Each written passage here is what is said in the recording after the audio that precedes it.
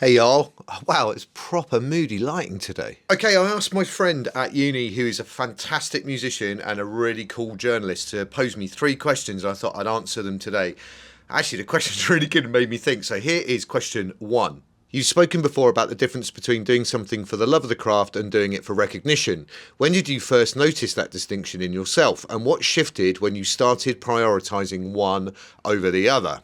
Okay, I noticed it when I started writing songs. Everything I've ever done, ever since I was about 7 years old, has been in preparation for sharing it with an audience. So all the way from playing in orchestras and wind bands, even when I joined my first proper band when I was about 14, everything was about doing a gig, a concert, a performance, a recording, whatever. So everything that I ever do is really designed to be shared, and the preparation for it is all about that. When I started writing songs, the intention was never to share it. And in fact, actually, it was just to try and learn more about the process of songwriting, to help me play with songwriters and actually be better at my craft in that respect. And that was incredibly liberating and freeing, to actually sit down with a guitar and kind of write some lyrics, knowing full well its purpose was never to be shared. And they still haven't been. And I think the minute you start to put that slant on it being shared, it completely changes the output and the idea of what you're doing. Yeah, that's when I learned it for myself. It was when I did something purely for myself, and I would urge anybody to do that. I don't know, it doesn't matter what it is. Make pottery no one's ever going to see, paint stuff that no one's ever going to see. It's incredibly liberating. Definitely takes the ego out of stuff. You create for the sake of creating, and what happens is you find the truth and a lot of insight coming out. Second of three questions. You've experienced what it feels like to be in peak physical and mental alignment, fast, strong and disciplined, and also what it's like to lose touch with that. What do you think that contrast revealed about who you really are beneath the structure?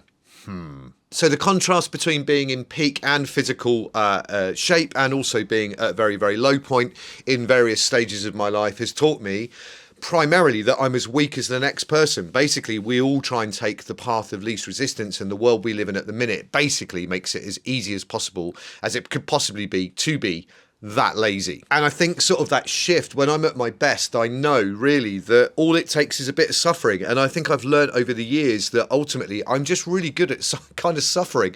I'm not the strongest or the fastest or the most talented or whatever. I've always said my superpower is kind of graft. The amount of hours that I put into playing the drums, there's no real talent there. My talent is putting the hours in. And it's the same with training, mental learning stuff, or whatever it might be to do with mental health or physical health.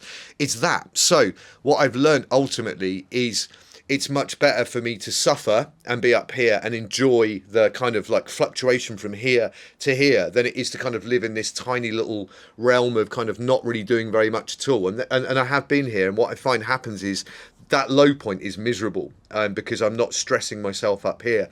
So pushing myself up here allows for a kind of much wider range, I guess, a big scope of kind of feelings and emotions, and the relaxation feels good and the stress feels good. But when I'm not doing any of those things, I said it once, the kind of not training becomes the habit. I'm much better when training mentally and physically is a habit, and I have that stress and recovery. I prefer that than just kind of blipping my way through life.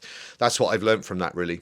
I guess ultimately the more time you spend feeling unhappy and uncomfortable and stressed, the more you should understand how amazing it is when you don't feel those things, and have that respect and understanding of how lucky you are to experience that. I think if you do this, you don't have any kind of variation to gauge one against the other. In the question mentioned contrast, I think that's the beauty of it, having that contrast. Question number 3. A lot of men your age are trying to live well but feel stuck between who they used to be and who they want to become. When you think about that middle ground, what's the hardest truth most of them need to hear that you've already learned the hard way? Probably that I need to write better questions. These are awesome. Okay, the hard truth is you'll never get back there.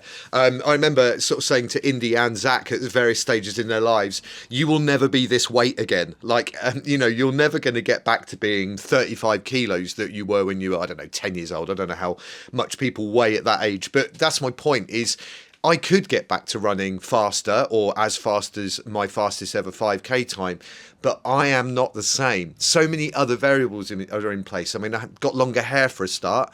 I'm never going to be the same as I was in the past, and trying to get back there is just a ridiculous fool's errand. And they say, don't they, comparison is the thief of joy. They're not just talking about comparison to others, it's comparison to like where you were. So I'm not doing as bigger gigs as I was doing a decade or 20 years ago even, but I also am making more films and I'm writing songs. So, you know, everything varies. And I think as you start to get a bit older, when you get to our age, you start to notice a change in your life. But this is just another phase. You know, if you're worrying about those things when you're in your mid or late 40s, what are you going to be worrying about in your early mid 50s, late 50s? Are you going to be still worrying about how good you are at this time in your life? Am I going to be thinking about how good I feel right now when I'm 60, but I missed that because I was worrying about how I felt when I was 30? You're going to miss it. If you blink, if you worry about the past, you're going to absolutely miss it. And as important as it is to plan for the future, and I am, you know, all this thing I'm doing is this physical pension thing, trying to make sure that I'm in good shape when I'm 80.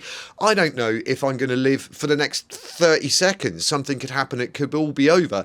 And if I don't enjoy myself right now at this moment, then it's all for nothing. So I'm enjoying all my training, I'm enjoying all my mental health delving and all the kind of mental, physical therapy stuff that I'm doing, because it's all I absolutely know for certain that I have right now is now. What's in the past is the past. Nothing's ever going to change that. And actually an awful lot of the time the rose tinted glasses thing is right. Yes, I ran my fastest 5 and 10k times whenever it was, 2014 and 15, but my mental health was shot. So would I want to be back there? No, I'll take my mental health over my 5 and 10k times any day of the week. So yeah, just forget about it. It's over. You're never going to get back there. You don't want to go back there. You've forgotten all the bad things and you're just remembering the good things. And if you plan too much for the future, in the inverse of that, you're not living in the moment right now. So yeah, plan for the future, but live in the now. Oh my God, that's some kind of weird quote. Anyway, that's today's great questions. I really appreciate that. See you tomorrow.